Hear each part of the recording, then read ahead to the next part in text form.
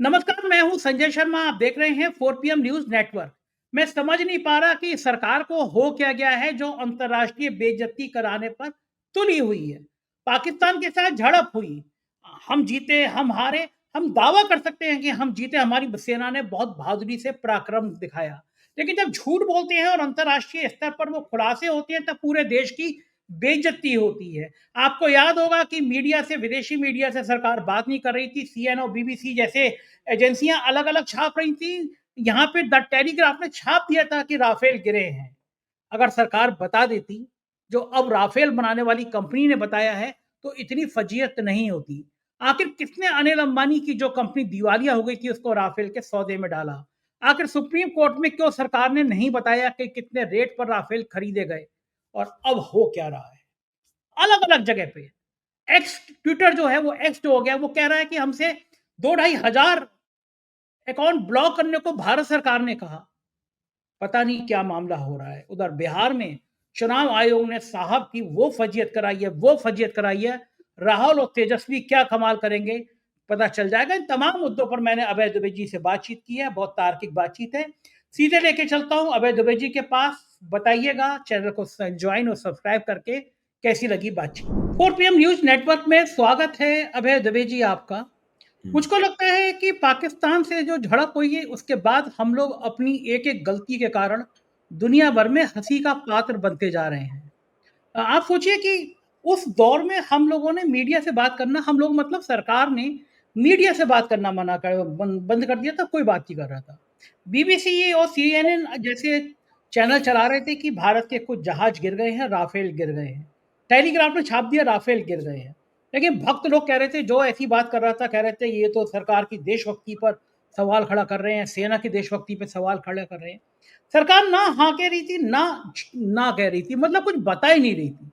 पूरा देश बड़े अनिश्चय और भ्रम की स्थिति में था। लेकिन अब राफेल बनाने वाली जो कंपनी है डिसाल्ट, उसके उसके सीईओ ने कहा कि एक राफेल गिरा, लेकिन वो चाइना पाकिस्तान का उसमें कोई हाथ नहीं था, टेक्निकल प्रॉब्लम थी।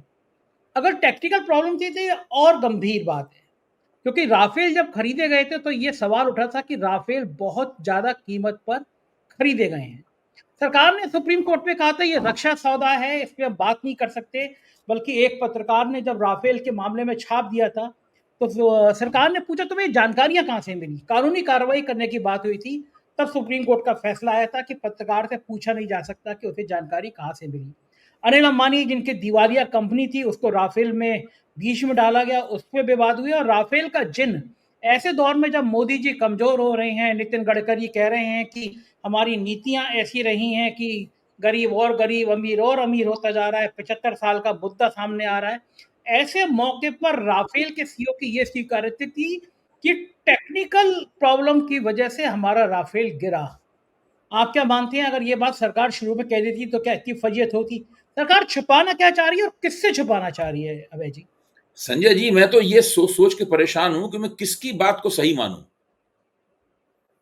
भाई, दसों एविएशन जो फ्रांस की कंपनी है, जो राफेल की निर्माता है, वो कह रही है कि रक्षा चीन और पाकिस्तान की किसी हवाई रक्षा प्रणाली की वजह से राफेल नहीं गिरा, बल्कि वो बहुत ज्यादा ऊंचाई पर चला गया था, पहाड़, उसकी वजह से वो गिर गया। अच्छा, वो ये कह रही है। भारत के सीडीएस, भारत के चीफ ऑफ डिफेंस स्टाफ क्या कह रहे हैं? हम लोग इसकी 4 PM पे चर्चा कर चुके हैं। चीफ ऑफ डिफेंस स्टाफ का कहना यह था कि सेना ने, जब विमान गिरे तो सेना ने अपनी गलतियों को समझ लिया और उन गलतियों को समझ के उन्हें सुधारा। उनको सुधारने के बाद फिर जब उन्होंने विमानों का इस्तेमाल किया तो वो बहुत अच्छा नतीजा निकला उसका। वो ये कह रहे हैं कि सेना की गलती से गिरे थे विमान। अच्छा, हमारे जो इंडोनेशिया में जो डिफेंस अटैची है कैप्टन शिव कुमार, कैप्टन शिव कुमार कह रहे हैं कि सरकार ने दरअसल, उनके उनके बयान का तात्पर्य यह है कि सरकार ने एक तरह से सेना को खुली छूट नहीं दी थी। सेना अपनी कार्रवाइयों को केवल आतंकवादियों के ठिकानों पर हमले तक ही सीमित रखने के लिए मजबूर थी, क्योंकि पॉलिटिकल डिसीजन इस प्रकार का लिया गया था कि वो इससे ज्यादा कुछ नहीं कर सकती सेना वहां पर। अच्छा, ये जो तरह-तरह की बातें आ रही, उसके बाद में जो अ, हमारे उप सेनाध्यक्ष हैं, जो मेरे ख्याल से बहुत बड़ा पद है, हो सकता है यही बाद में थल सेना अध्यक्ष बन जाएँ, क्योंकि डिप्टी चीफ तो हैं ही ये आर्मी के। हुँ। वो ये कह रहे हैं कि हमारा तो डिफेंस एयर डिफेंस सिस्टम ही बहुत कमज़ोर है। पाकिस्तान को सब बातें हमारी एक-एक बात पता थी। अच्छा, अब किसकी बात सही मानी जाए? अब मुझे याद आ रहा है कि जो दसों कंपनी है, जब ये सारी दुनिया में इस बात पे चर्चा हुई कि भारत पाकिस्तान के बीच फौजी झड़प में भारत को राफेल का नुकसान हुआ है, तो दसों कंपनी बहुत बेचैन हुई, क्योंकि उससे तो उसकी पूरी प्रतिष्ठा धूल-धूसरित हो गई इस चर्चा से। उसे लगा कि अब उससे विमान कौन खरीदेगा? राफेल भी कोई सस्ता विमान थोड़ी ना है। $250 मिलियन का विमान है राफेल। तो $250 मिलियन का विमान अगर मान लीजिए किसी तरीके से गिर जाता है, एक साधारण झड़प में गिर जाता है, जो कि फुल स्केल वार भी नहीं था। ऐसा भी नहीं था कि वो पाकिस्तान के हवाई जहाज और राफेल के बीच में डॉग फाइट चल रही हो आसमान में जो विमान लड़ते हैं, उसको डॉग फाइट कहते हैं मतलब है। उनके बीच में डॉग फाइट चल रही हो, ऐसा भी नहीं था। तो ऐसी स्थिति में राफेल ने भारत सरकार से कहा कि मुझे लगता है कि आपने विमानों का रखरखाव ठीक से नहीं किया। दूसरी दूसरी आपत्ति राफेल ने भारत सरकार के सामने ये पेश की कि आपने लगता है कि पायलटों को ठीक से ट्रेनिंग भी नहीं दी। अच्छा, अब रखरखाव वाला पूरा काम था अनिल अंबानी की जिम्मे। अगर भारत सरकार ये मान लेती कि रखरखाव नहीं किया, तो अनिल अंबानी के ऊपर उसकी गाज गिरती। अगर ट्रेनिंग ठीक से नहीं दी गई, भारत सरकार ये मान लेती, तो भारत सरकार का जो ट्रेनिंग देने वाला पूरा इंतजाम है, पूरा एक संस्थागत बंदोबस्त है, उसके ऊपर गाज गिरती। तो जब भारत सरकार ने दोनों बातों को मानने से इनकार कर दिया, तो दसों ने कहा कि हम आपके यहाँ एक ऑडिटर भेजेंगे अपना, वो जांच करेगा। भारत सरकार ने कहा हम ऑडिटर को घुसने नहीं देंगे हिंदुस्तान में। वो उसकी दसों की मांग जो है उसने रिजेक्ट कर दी। तो उसके बाद से दसों एक पतली गली ढूंढने की कोशिश कर रहा था, ताकि वो अंतर्राष्ट्रीय मंच पर एक हथियार निर्माता के रूप में अपनी प्रतिष्ठा को बचा सके। मेरा मानना है कि वो बच जाए प्रतिष्ठा। राफेल विमान में कोई कमी नहीं थी। वो भारत और पाकिस्तान की झड़प के दौरान नहीं, उसके गिरने का कारण भारत और पाकिस्तान की फौजी झड़प नहीं है, बल्कि दूसरा कोई कारण है, वहां पे उस बात को वो भेज रहा है। अब भारत के जो सैनिक अधिकारी हैं, सीडीएस कैप्टन शिव कुमार और हमारे थल सेना उप प्रमुख, वो जो कह रहे हैं वो दसों द्वारा कही गई बात से बिल्कुल अलग है। अब आप बताइए किसकी बात पे यकीन किया जाए? दसों की बात पे यकीन किया जाए या भारत के 3 बड़े सैनिक अधिकारियों की बात पे यकीन किया जाए?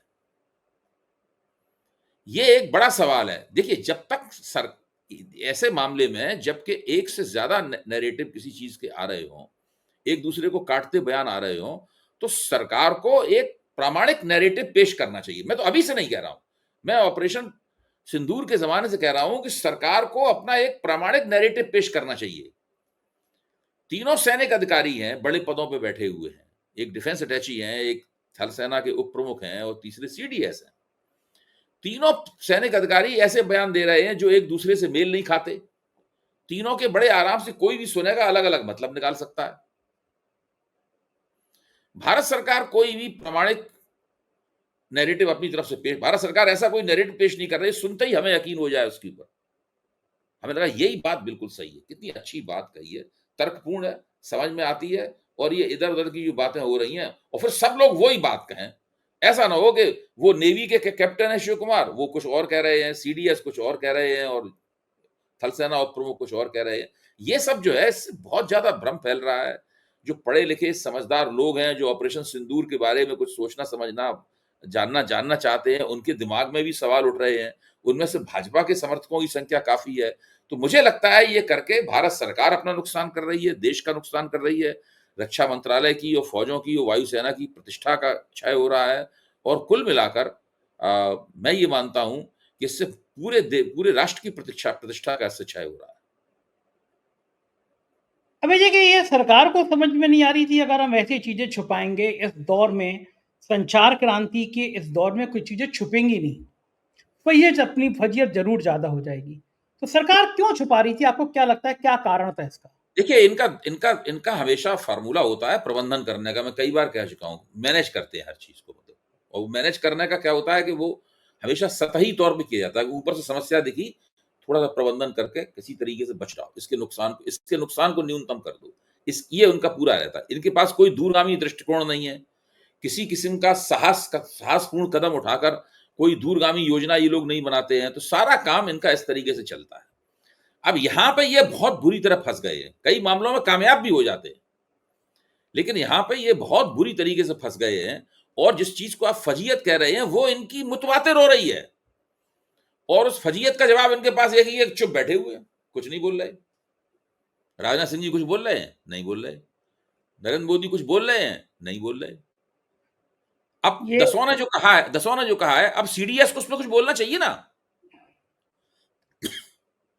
सीडीएस को इस पर कुछ बोलना चाहिए। सीडीएस ने विमान के गिरने का एक तर्क दिया था, सारे देश के सामने परोसा था। दसों ने उस तर्क को नहीं माना है।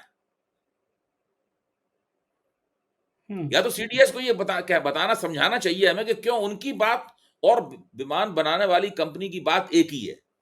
हमारी समझ में तो एक नहीं है, अलग अलग है। ये बिल्कुल सही बात है। और ये जो ऐसी ऐसी फजीहत हो रही है अलग अलग, उसमें एक पत्रकार हैं गोविंद प्रताप जी, उन्होंने एक ट्वीट किया है कि एक्स ने कहा है, और ट्वीट दिख भी रहा है, उनका लगा है उन्होंने। एक्स ने कहा कि हमारे राइटर्स का अकाउंट भारत सरकार के कहने पर ब्लॉक किया गया था। हमें 2355 अकाउंट ब्लॉक करने का आदेश मिला था, जिसमें राइटर्स का नाम शामिल था। हालांकि मोदी सरकार ने इस मामले में अपनी किसी भी भूमिका से इनकार किया है। ऐसे में सवाल है कि क्या एक्स झूठ बोल रहा है? क्या रहा है ये देश में? ये अंतर्राष्ट्रीय फजीयत क्यों हो रही है? देखिए, ऑपरेशन सिंदूर के बाद से लगातार ये एक बहुमुखी समस्या है। हर जगह इस तरह की दिक्कतें लगातार सामने आ रही हैं। और सरकार के पास कोई भी जिसे कंसिस्टेंट पॉलिसी बोलते हैं, हर चीज के बारे में एक डॉक्ट्रिन होती है, उस पॉलिसी के हिसाब से लोग काम करते हैं, वो सब नहीं चल रहा है। इधर उधर की एक दो लोग हैं भाजपा के, उसमें निशिकांत दुबे हैं, उस सनसनीखेज किस्म की बातें करते रहते हैं। प्रामाणिक बातें जिन लोगों को करनी चाहिए, वो उनके मुंह में दही जमाए बैठे हुए हैं, वो कोई बात बोल नहीं रहे हैं। सब तरफ ऐसा ही हो रहा है पूरा का पूरा। तो इस वक्त सरकार की नीति बहुत गड़बड़ है। और अभी जब हम ट्रंप के प्रकरण के बारे में बात करेंगे, तब मैं इस चीज को और प्रामाणिक रूप से कहूंगा कि बताऊंगा कि सरकार की नीति में क्या समस्या है। लीजिए, ट्रम्प साहब ने कह दिया कि 9 जुलाई से जो वो लगाने वाले थे नियम कायदे, वो 1 अगस्त तक उन्होंने बढ़ा दिए हैं। अगस्त की तारीख तक पहुंच गए हैं वो। तो ये ट्रम्प साहब भी कम तमाशा नहीं कर रहे, कभी कहते हैं कभी नहीं कहते हैं। उन्होंने कहा कि अब हम जो टैक्स की समीक्षा अगस्त में करेंगे। देखिए संजय जी, ट्रंप जो कर रहे हैं वो हमें कितना भी चित्र विचित्र लगे, लेकिन इसको अंग्रेजी में टेक्टिकल मैन्यूवरिंग बोलते हैं, जिसमें आदमी एक कदम आगे बढ़ता है, फिर 2 कदम पीछे हटता है, फिर दाएं चलता है, फिर बाएं चलता है, कभी घोड़े की चाल चलता है, कभी हाथी की चाल चलता है। ये टेक्टिकल मैन्यूवरिंग ट्रंप कर रहे हैं। ट्रंप का पूरा मकसद यह है कि किसी भी तरीके से अमेरिका के साथ व्यापार विवाद में उलझे हुए देशों के बीच में एकता न हो पाए। इसीलिए वो ब्रिक्स के ऊपर बहुत नाराज हैं। भाई ब्रिक्स क्या है? वो 10 देशों की एकता है ब्रिक्स। तो वो कह रहे हैं कि इस प्रकार के एकता जो है, ये सारी एकता ही दरअसल एंटी अमेरिकन है। कोई भी देश अगर आपस में जुड़ेगा, तो वो उन्होंने साफ कह दिया, हम इस एकता को एंटी अमेरिकन मानते हैं। क्योंकि उन्हें बहुत इस बात का डर है कि कहीं ब्रिक्स के देश इस निर्णय पर ना पहुंच जाएं कि वो डॉलर में विदेश व्यापार नहीं करेंगे। अगर ब्रिक्स के 10 देशों ने इस निर्णय पर पहुंच गए कि डॉलर में विदेश व्यापार नहीं करेंगे, तो पूरी विश्व की अर्थव्यवस्था में डी डॉलराइजेशन की प्रक्रिया शुरू हो जाएगी बहुत बड़े पैमाने पर। ये अमेरिका के वर्चस्व पर बहुत बड़ा कुठाराघात होगा, और उसमें चीन की बल्ले बल्ले हो जाएगी, रूस की बल्ले बल्ले हो जाएगी उसमें। तो यहाँ पे हमारे प्रधानमंत्री जी जो हैं, वो पूरा अमेरिका का गेम खेल रहे हैं ब्रिक्स के अंदर। प्रधानमंत्री ब्राजील की और ब्रिक्स के दूसरे सदस्यों के इस आग्रह को किसी तरीके से नकार रहे हैं कि डी डॉलराइजेशन की प्रक्रिया शुरू कर दी जाए। तो ये तो पूरा इस तरीके से मामला चल रहा है। अब दूसरी एक और बड़ी दिक्कत जिसकी तरफ मैं आपका ध्यान खींचना चाहता हूं, और मेरे ख्याल से 4 PM के दर्शकों का को मैं विशेष रूप से उनसे अपील करूंगा कि वो इस बात के ऊपर सोचें। इस वक्त भारतीय लोकतंत्र के 4 प्रमुख आयाम जो हैं वो ट्रंप नामक चट्टान के नीचे दबे हुए हैं। एक है भारत की ऊर्जा नीति, दूसरी है भारत की अर्थनीति, तीसरी है भारत की विदेश नीति और चौथी है भारत की रक्षा नीति। ट्रंप नामक चट्टान के नीचे ये चारों दबे हुए हैं और अगर इनको जल्दबाजी में खींच के निकाला गया तो चोटिल हो जाएंगे, घायल हो जाएंगी। ये तीनों नीतियां हमारी घायल हो जाएंगी। जो ऊर्जा नीति क्यों दबी हुई है? ट्रंप का कहना यह है कि जो भी आपको गैस और तेल खरीदना है हमसे खरीदो, अगर महंगा हम देंगे तो महंगा लो। इससे पहले रूस से भारत जब जो गैस और तेल खरीद रहा था तो रूस ने भारत को मौका दिया था कि वो डॉलरों में पेमेंट करने की बजाय रुपयों में पेमेंट कर दे उनको, तो उससे भारत को फायदा हुआ। भारत ने रुपयों को पेमेंट कर दिया। ईरान, अमेरिका के दबाव के कारण उसने ईरान से लेना है, उसने भारत से, ईरान से और सस्ता तेल मिल रहा था लेकिन भारत उससे तेल ले नहीं रहा है। तो एक तो पूरी ऊर्जा नीति भारत की जो है वो ट्रंप के पत्थर के नीचे दबी हुई है। अब आइए अब रक्षा नीति की स्थिति यह है कि बहुत बड़े पैमाने पर डोनाल्ड ट्रंप चाहते हैं कि भारत अमेरिका से हथियारों का आयात करे। आपको जानना चाहिए कि भारत दुनिया में हथियारों का सबसे बड़ा इंपोर्टर है, बिगेस्ट इंपोर्टर। दुनिया का कोई देश इतने हथियारों का आयात नहीं करता इतना भारत आयात करता है। डिफेंस सामग्री का, रक्षा सामग्री का सबसे बड़ा इंपोर्ट अमेरिका चाहता है कि हमसे करो आयात। और सबसे बड़ी बात है कि F-35 नाम का विमान जो है, ये राफेल सुखोई ये सब छोड़ो, F-35 लो। F-35 राफेल से भी ज्यादा महंगा है। स्थिति यह है कि राफेल में तो वो एक सीक्रेट कोड होता है, टेक्नोलॉजी का कोड होता है, वो आज तक भारत सरकार वहां से 10 कंपनी से ले नहीं पाई। वो मांगती है, 10 कंपनी देती नहीं उसको। और अमेरिका ने पहले ही कह दिया है कि आप F-35 हमसे लेंगे तो हम कोई टेक्नोलॉजी ट्रांसफर नहीं करेंगे उसमें, और आप F-35 को कस्टम बिल्ट भी नहीं कर सकते, अपनी जरूरतों के मुताबिक उसके अंदर कोई तरमीम भी नहीं कर सकते। ये भी सब कह दिया गया है उसको। तो वहां पर ये बहुत बुरी तरीके से फंसे हुए हैं। ये इनकी रक्षा नीति की समस्या है। विदेश नीति की समस्या यह है कि नेतन्याहू ने उनको नोबेल प्राइज के लिए नॉमिनेट कर दिया है और जनरल फील्ड मार्शल मुनीर ने नॉमिनेट कर दिया है। अब वो कहेंगे ट्रंप मोदी जी से कि आप भी नॉमिनेट कीजिए, तो क्या मोदी जी नॉमिनेट करेंगे? यही फंस मामला। अच्छा, मोदी जी अगर नॉमिनेट करेंगे तो फिर हम लोग जो रोज कह रहे हैं कि मोदी जी ट्रंप के पिट्ठू हैं, साबित हो जाएगा। और अगर नहीं उन्होंने नॉमिनेट किया तो ट्रंप दूध से मक्खी की तरह मोदी जी को निकाल के फेंक देंगे। और नॉमिनेट किया तो इसका मतलब ये कि युद्ध उन्होंने रुकवाया। Modi was my friend, but right now he is not. I love Pakistan. वो फिर तुरंत वो उधर बोलेंगे, Munir is a good fellow, इस तरह की बात वो बोलेंगे। बिल्कुल ठीक बात है। अंतरराष्ट्रीय और अर्थव्यवस्था की स्थिति यह है कि ये जो भारत और अमेरिका के बीच में जो 9 तारीख से पहले जो एक वो होना था, एक व्यापार संधि होनी थी, उस व्यापार संधि में ट्रंप का दबाव यह है कि भारत जेनेटिकली मॉडिफाइड फसलों को भारत में अमेरिका से आयात करने को प्राथमिकता दे। अगर उसने ऐसा किया तो भारत की 65% आबादी अमेरिका के रहमो करम के ऊपर होगी पूरी तरीके से। अब सवाल यह है कि भारत इस पेच में फंस गया है, ट्रंप नामक पेच में भारत फंस गया है। मोदी कभी भी सपने में भी नहीं सोचा होगा कि ट्रंप अगर चुनाव जीत जाएगा तो वो भारत को इस दुर्गति में फंसा देगा। तो ये बहुत बुरी स्थिति है। ये 4 बहुत बड़ी बात है, बहुत महत्वपूर्ण पहलू जो है भारतीय लोकतंत्र के और भारतीय राज्य के, ये ट्रंप नामक चट्टान के नीचे दबे हुए हैं। ये बात बिल्कुल ठीक है कि पोजीशन बहुत ज़्यादा खराब है। और भारत की राजनीति की बात करें तो एक राज्य है बिहार, जहाँ पे चुनाव आयोग ने पूरी सरकार को फंसा दिया है। चुनाव आयोग को लग रहा था हम अपने मनमानी से 2-2.5 करोड़ वोट काट लेंगे और जैसे विपक्ष चिल्लाता रहता था, चिल्लाता रहेगा, हम क्या करेंगे? चुनाव करा देंगे, कह देंगे ये लोग हार गए इसलिए चिल्ला रहे हैं। लेकिन इस बार विपक्ष समझ गया कि अगर ऐसे ही हर बार वोटर लिस्ट में खेल होगा, तो हम तो मैदान में बाहर होंगे, तो वैसे ही है कि कोई पीछे हाथ बाँध दो, कहे आप बॉक्सिंग करो। तो इस बार राहुल और तेजस्वी आज बिहार में बड़ा हंगामा करने जा ही रहे हैं। उससे पहले नीतीश बाबू ने कहा 35% आरक्षण महिलाओं को, एक नई चाल हो गई है ये हर राज्य के चुनाव जीतने में कि महिलाओं को आरक्षण दे दो। लेकिन आप मानेंगे कि ये चुनाव आयोग के जो खेल है उसने बिहार में एक बहुत नकारात्मक प्रभाव डाल दिया कि लोगों को ये लगने लगा कि ये चुनाव हार रहे थे, इसीलिए ये बेईमानी करने जा रहे हैं। चुनाव से 2-3 महीने पहले इस तरह की इमेज बन जाना चुनाव पे बड़ा असर डालती है। तो नीतीश बाबू का ये 35% महिला आरक्षण और राहुल तेजस्वी का ये आज का आंदोलन, और अखिलेश यादव ने कहा कि देख लेना अगर सरकार बन भी जाती गलती से, तो ये नीतीश को सीएम नहीं बनाएंगे, हम तो नीतीश को पीएम बनाना चाहते थे। ये और एक ट्रम्प कार्ड अखिलेश यादव ने चल दिया। पूरी बिहार की राजनीति को लेकर आपको क्या लगता है? देखिए, पार्टियों के बीच सबसे अच्छी एकता तब होती है जब वो संघर्ष में उतरती हैं, इसको संग्रामी एकता बोलते हैं।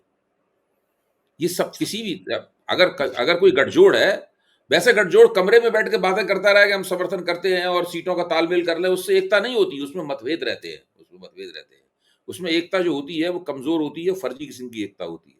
जब किसी मुद्दे पर पार्टियां संघर्ष में उतरती हैं एक साथ, तो उनके बीच में जबरदस्त एकता होती है, उनकी जो कार्यकर्ता पंक्तियां होती हैं वो एक दूसरे के साथ मिलती, वो जेल होती है, जेलिंग करना बोलते हैं ना अंग्रेजी में, वो स्थिति बन जाती है। तो इस वक्त इस चुनाव आयोग ने जो कदम उठाया है, इसका विपक्ष को एक सबसे बड़ा लाभ तो ये हुआ है कि जो इंडिया गठबंधन है उसके घटक दलों के बीच में एक संग्रामी एकता हो गई है। अब उनके लिए मतभेद जो हैं वो उन्होंने भुला दिए हैं अपने आपस में, और वो मिलजुल कर अदालत से लेकर सड़कों तक खम ठोक कर मैदान में उतर आए। राहुल गांधी, तेजस्वी, सीपीआई एमएल, सब लोग जो है वो सब मिलके आ गए। तो ये, और उधर एनडीए में क्या हो रहा है? एनडीए में मतभेद है, भ्रम फैला हुआ है। उसमें जो इस वक्त जिस पार्टी का मुख्यमंत्री है, उस पार्टी को ही नहीं पता है कि अगला मुख्यमंत्री उसका बनेगा या नहीं बनेगा। तो जो मुख्यमंत्री कौन बनेगा, ये मुद्दा खुल गया है, तो सब लोगों ने सब लोगों ने अपने अपने दांव लगाने शुरू कर दिए हैं। उसमें चिराग पासवान सबसे आगे हैं।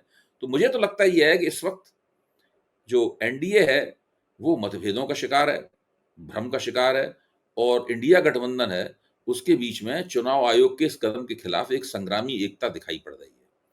ये जो नजारा है ये बिहार के चुनाव को बहुत गहराई से प्रभावित करेगा, मेरा मानना ये है। अच्छा अभी जी 10 तारीख को चुनाव आयोग में तारीख है। आपको क्या लगता है कि 10 तारीख को अगर चुनाव आयोग को निर्देश दे दिए गए, चुनाव आयोग में नहीं सुप्रीम कोर्ट में डेट है, सुप्रीम कोर्ट ने अगर ये चुनाव आयोग को निर्देश दे दिए कि इस तरह का कोई परिवर्तन नहीं होगा, आपको राइट ही नहीं है किसी का इस तरह नागरिकता के प्रमाण पत्र मांगने का कि आप नागरिक हो या नहीं हो। तो बताइए, एक जगह मैं देख रहा था, पढ़ रहा था, ये मांगे गए थे कि आप अपने माता पिता का प्रमाण पत्र लेकर आइए। मेरे माता-पिता का प्रमाण पत्र मैं नहीं ला सकता कि कहाँ जन्म स्थान हुआ होगा उनका। किसी का नहीं ला सकते कोई आदमी कि माता-पिता कहाँ पैदा हुए। तो मतलब ये न्यूसेंस जो चीज़ लाई गई थी, क्या लग रहा है सुप्रीम कोर्ट ने अगर ये आदेश दे दिया ये सब नहीं चलेगा भई, बिल्कुल इस तरह नहीं चलेगा, तो चुनाव आयोग के लिए ये बड़ा झटका होगा, या फिर पूरी-पूरी इस एनडीए के लिए झटका होगा कि मार्केट में जनता के बीच में चला गया कि भाई लोग घबरा रहे थे इसलिए इन्होंने ये खेल कर दिया। चुनाव अब उनको चुनाव वोटर लिस्ट में अब कुछ हेर-फेर करने की संभावना बहुत कम बचेगी, क्योंकि विपक्ष अब पूरी तरह से सड़कों पे आ गया है, ये उम्मीद नहीं थी। क्या लगता है कि इस 10 तारीख के फैसले का जो भी परिणाम होगा वो बिहार के चुनाव पे कितना प्रभाव डालेगा? देखिए, मैं थोड़ा सा सलाह ये दूंगा कि थोड़ा इसमें सावधानी बरती जाए हम लोगों की तरफ से, क्योंकि अगर हम अपने सारे अंडे सुप्रीम कोर्ट की टोकरी में रख देंगे, तो ये भी हो सकता है कि टोकरी गिर जाए और सारे अंडे फूट जाएं। मतलब हम सब कुछ सुप्रीम कोर्ट के फैसले पे ही क्यों रखें इस बात को?